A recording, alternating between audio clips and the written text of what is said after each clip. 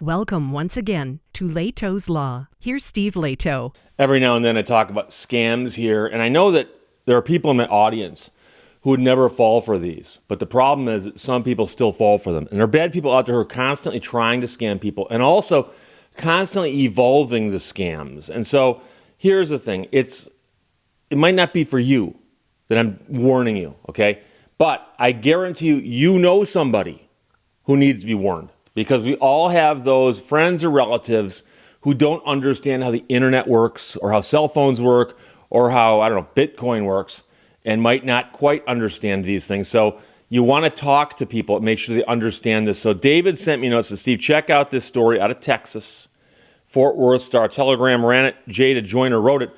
Elderly woman withdrew $40,000 from a bank for a Bitcoin scam. And a citizen and the police intervened. Now, she still lost some money, but not all of it. And this is a fairly common scam. It's a slight variation on one I've seen before. But a sharp-eyed citizen's quick thinking saved the elderly North Texas woman from losing thousands of dollars in the Bitcoin scam. And the police have said that. So the officers in this town received a call from a concerned bystander who saw a woman depositing large sums of money into a Bitcoin ATM at a convenience store, and the person overheard her on the phone, and it sounded to the bystander that she was being scammed. She was being scammed. So the person tried to intervene, and the woman would have none of it. But when the police officers arrived, they found the woman. She told them that she was in trouble with her bank and was simply following their instructions. And the investigation revealed that the scammer had arranged a ride-share service to transport the woman from her home to a local Chase Bank branch where she withdrew $40,000 and then drove her to the convenience store where there's a Bitcoin ATM. And this is all according to a press release. And so what the scam is this. They call people using spoofed caller ID to indicate they're calling from a bank. And they call you and they go, hey, we're calling you from such and such bank. And if they get lucky and you actually have a bank account with that bank, or if they somehow know this, and you go, oh, it's my bank calling me. But then they say, here's the problem. There's something going on. We need to test one of our tellers, or there's a problem with your account, and the FBI is involved, the Justice Department, and possibly even, Homeland Security, and your Social Security number. We need you to withdraw money from our bank and then redeposit it into this ATM, and we'll tell you where to send the money. And it's like, none of that makes sense. But when somebody looks at their caller ID and it shows that it's the bank, and there's a person speaking quite confidently about the FBI and the NSA and the CIA maybe, some people think, oh, it must be true. And I give this example every time. But I have a relative, a very close relative, fairly intelligent guy, who called me and said, I was just called by, and he told me who, and I said, no, you weren't. They don't call people to tell them in trouble. Have you ever heard of somebody saying, well, I got arrested the other day. The FBI called me to let me know they were coming over to get me, so I waited for them. Have you ever seen that on TV? Have you ever seen that in any document, any show, anything, where they call somebody and go, hey, you've broken law, we're coming to get you. Can you sit tight? No, that's not how it works. So the bank calls you and says, we've got a problem here. You need to withdraw some money and then do something with it. Well, it's my money, isn't it? Okay, you don't want my money in your account anymore? Maybe I'll just take it out and take it to another bank. They don't do that. That makes no sense. So she had already, unfortunately, deposited $23,900 into the machine, which means that there's a little over $10,000 that she did not deposit. The police department is currently working with the Bitcoin Law Enforcement Liaison and the Tarrant County Criminal District Attorney's Office in an attempt to recover the money. And the question is whether they can do that or not, I don't know. The scammer had threatened the woman, saying she would be arrested if she did not withdraw $40,000. So the bank calls you and says, we need you to do this for us. And if you say no, they go, well, you'll be arrested. How is the bank going to have you arrested for not withdrawing money from your own account that's your money? A common method of committing this kind of fraud involves spoofing the caller ID of an organization to show a name like Chase Bank. And I've seen it before where and there's a lot of videos on YouTube about this. I've seen it before where the caller ID does show, Chase Bank with a phone number or equivalent. And the person will say, you can go and look it up. I'm calling for Chase Bank. And so at that point, theoretically, you should be able to hang up that phone call and call Chase Bank. Because, see, if you did that, you wouldn't get this person. Because the number and the name aren't the correct ones. So a sergeant with the police department expressed his frustration with the scammer, but was relieved to see the victim safe, physically safe. All I could do is visualize my mom in this case, he said. I wish we could find this guy and place him behind bars for a very long time because he is probably doing this to other people. Oh, this is his full-time job. There's an organization of people, there's organizations plural of people who do this. It's all they do all day long. And they make phone calls to people hoping to, get lucky like this.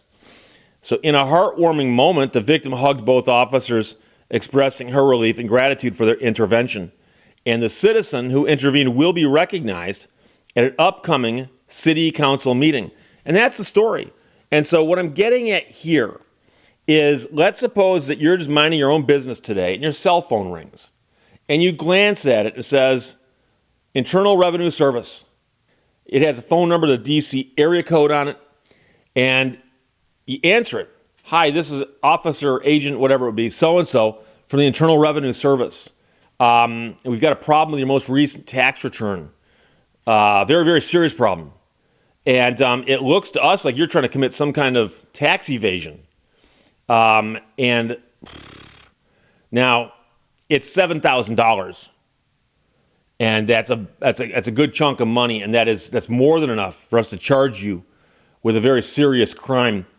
And I was just handed your file, and they told me to go ahead and issue the arrest warrants.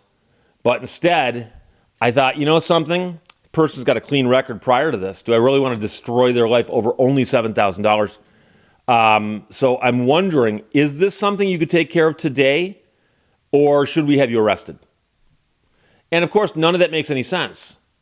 But if you got that phone call out of the blue, and the caller ID said it was correct, it's kind of like your brain is trained to accept these things at face value until you think about them. And you have to go, oh, anybody can spoof any number, so I can't trust that this is the IRS. And if you go to the IRS's own website, it'll say, we do not call people to tell them they owe us money. We send letters. They're one of the people, one of the entities that still sends out paper letters in envelopes, okay? And they've actually got warnings all over their site about this because it's still happening, that variation of what I just described to you. And so people can call claiming they're from the bank, they're from the government, they're from some agency. They can spoof that with that app. It's really easy to do. And so unfortunately, there's people out there who don't understand that. And you need to talk to them. And you have to understand, I don't think I'm that old, but I remember as a child, my grandmother had a party line. And what that means is that the phone in her house, when it rang, you had to listen to how it rang because it could be ringing for somebody down the street. And they were all, in essence, on the same circuit. And then if you went to use the phone, you'd pick it up first to hear a dial tone. If there's no dial tone, there might be somebody else using the phone at that moment in time. So you go from that in my lifetime to now where we're carrying phones in our pockets that take photographs, shoot video, that allow me to call the other side of the planet, that allow me to FaceTime with somebody on the other side of the planet. They do all these crazy things. And unfortunately, somebody who's got a smartphone today, if they grew up in the generation that had the old antique party line type phones, and then they remember when caller ID came along, what a revelation that was, you got to make sure that everybody understands this. So maybe, I don't know, maybe at Thanksgiving, look around the table and go, hey, there's something we need to talk about. Just make sure everyone understands this. But the point is that there are still people being ripped off by these scams, and the vast majority of Americans won't fall for it, but it's the most vulnerable among us who will. And so you've got to put the word out there and make sure everybody knows this. And what you tell people is if you ever get an extremely important phone call and somebody says, whatever you do, don't hang up, you understand that, oh, it's not a real phone call. Because a real phone call, the guy'd say, oh, okay, how about this? Hang up, go to the website, look up my number, call me back. Because they can't do that, because that wouldn't get you back to them. They want to keep you on the phone like you're a live one. So there you go. David, thanks for sending it from the Fort Worth Star-Telegram. Elderly Texas woman withdrew $40,000 from bank for Bitcoin scam, but a citizen and the police intervened and saved at least some of her money. Questions or comments, put them below. Let's talk to you later. Bye-bye. Thank you for watching Lehto's Law. Most stuff people worry about isn't ever going to happen anyway.